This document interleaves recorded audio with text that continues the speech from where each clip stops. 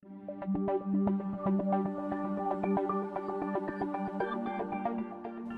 Fairfield County, something new comes across my desk every day. Crimes are committed, cases are solved, and a community is made safe by the hardworking employees of the Fairfield County Sheriff's Office.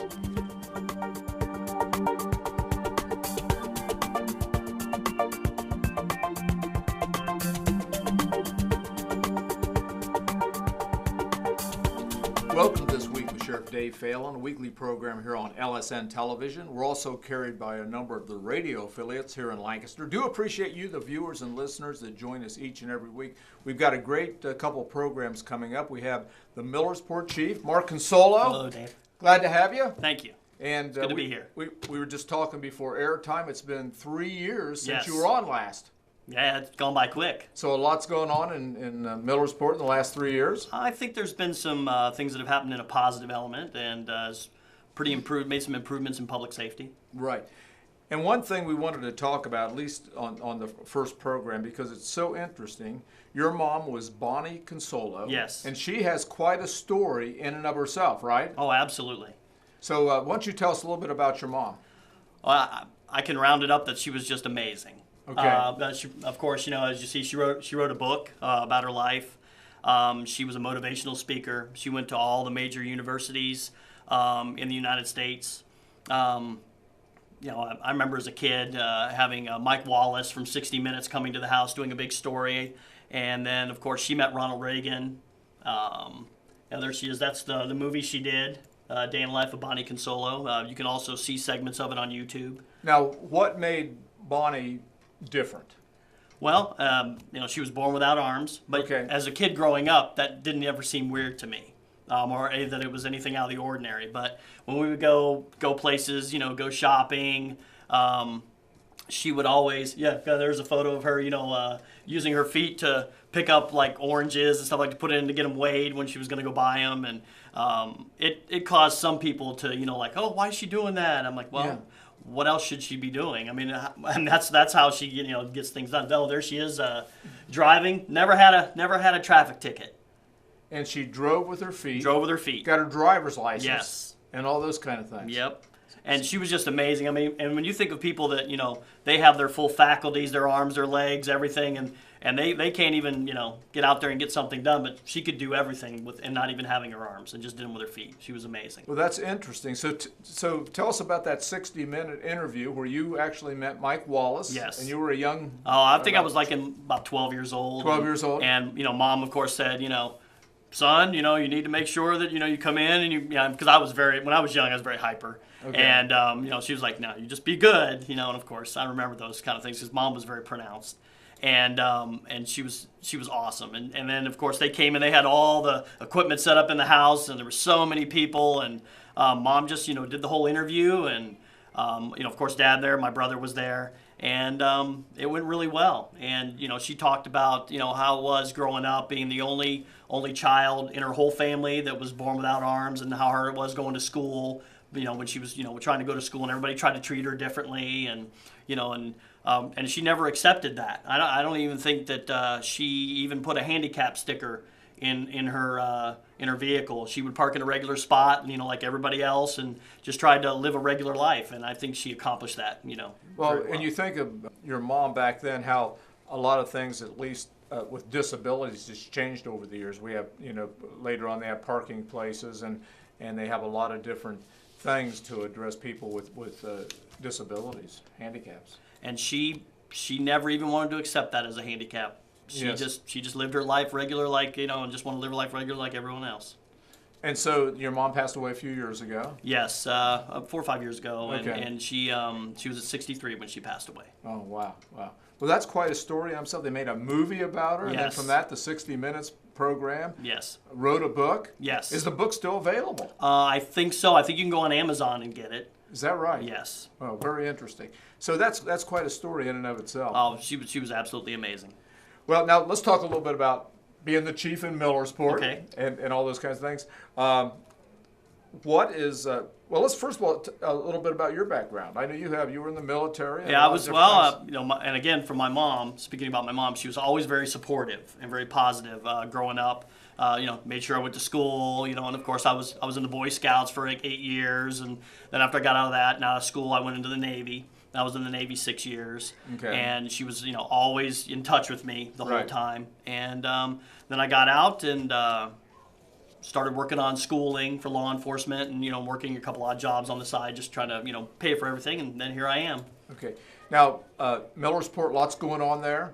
Of course, we've had the issue with Buckeye Lake. Has that had an effect on you? I think that it's slowed down the public coming into the area a little more because not having all the boating and everything. But as far as crime, I think it's down. I think it's gone really well as far as the proactive police patrols that we've been doing and the community involvement, trying to build better relationships with the community. And then of course there's a program that we're going to talk about, I'm sure, here in a minute, that put in place as soon as I took over. That's, I think, made public interaction with law enforcement a lot better. And I think that it's brought a better outlook as far as the community is concerned, as far as law enforcement.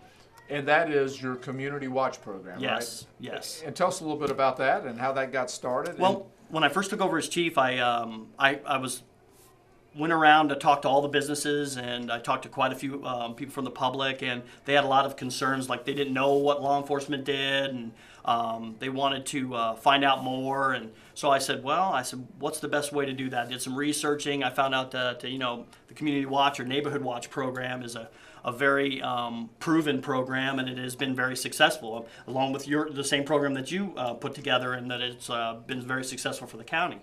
So I did some research. I put together the policy, the hiring standards, and we put it out there to the community to, whoever's interested, please apply. And they go through background checks and everything that because they are representing the village. And it's been we got some equipment donated. The car that we have that we use was donated by Dave Levesey and the Buckeye Lake Marina, because he was very supportive of the project. As you can see, the car right there. Yeah. And so this is during the parade? yeah, it was during one of the parades we had a few years back. Okay. And I think it was the Memorial Day parade. I think it was a Right. Memorial Day parade. Right.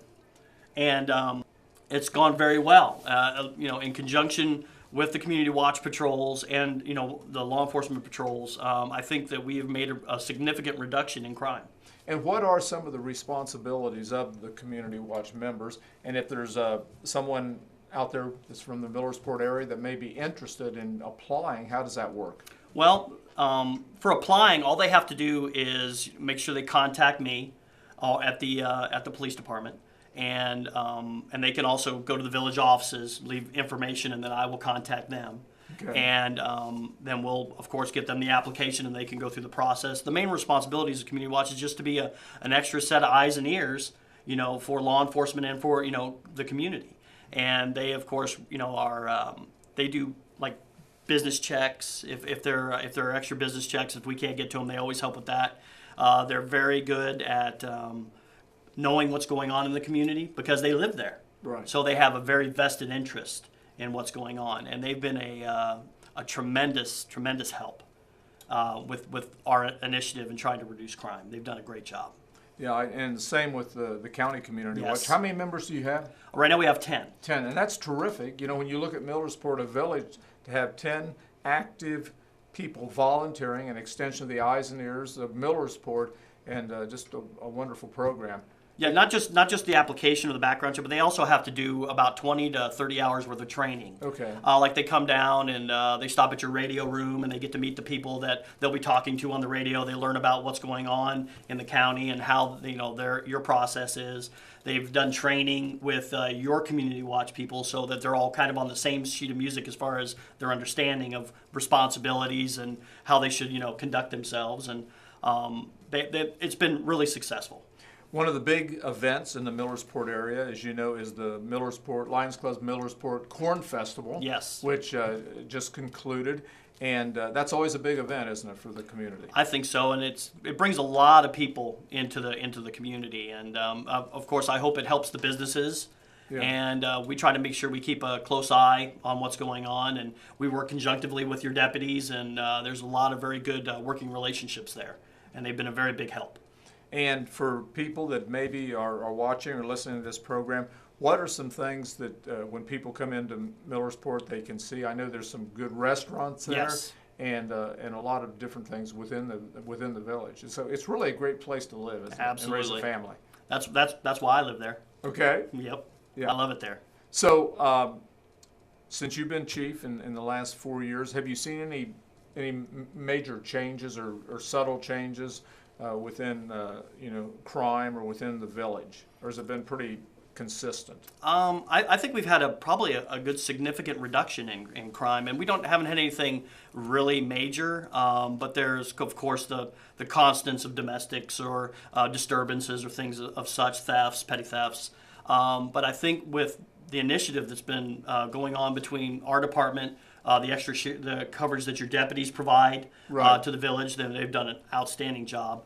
And of course, the community watch. I think there has been a good reduction in that, and I think it's a great place to live. And Now, do you do a lot of things in conjunction with the school?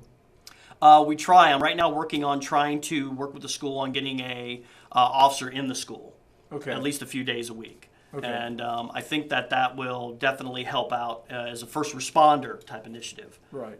And but the school has always been very supportive, and I think because of their budgetary concerns that they've had, I think that they're trying to move forward in something more proactive. And then how many officers do you have within the? Right now, I have 20 sworn officers. Wow, that's pretty good. Yep, And is that a combination of part-time, full-time? And part-time and reserve officers right now. okay. Yes. Well, that's what. So you have really a pretty good coverage most of the time, and of course our deputies are still there, and I know you've got some investigative experience.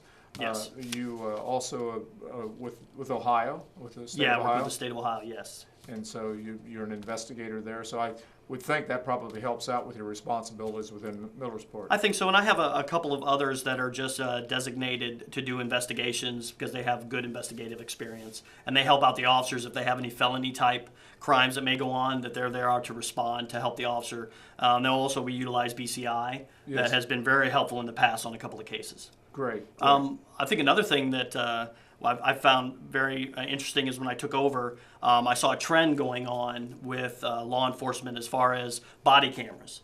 And I felt that it was important to get those on the officers as soon as possible, because I know many times when a video happens or when a situation happens, we mostly see on the news that they only get a couple of seconds of what really goes on. When the officer has the camera on them, they see the whole thing that happens from when it starts to when it finishes. So I implemented the MUVI body camera system. I put the policy together, and the officers have been wearing body cameras now for almost about 3 years. Well, that's amazing for a village to be able to do that. We are just about out of time. I'd like to have you back next week to talk about what you had September 11th. I know you had a Yes. prayer walk, you had a mural, which the high school kids helped with. Yes. And so we'll talk about that and a host of other things if you can join us next week. Absolutely, I'll be there. Chief Thank you, Mark Dave. Consolo, Thank Millersport you. Police Chief, and do appreciate him taking time out of his day to join us.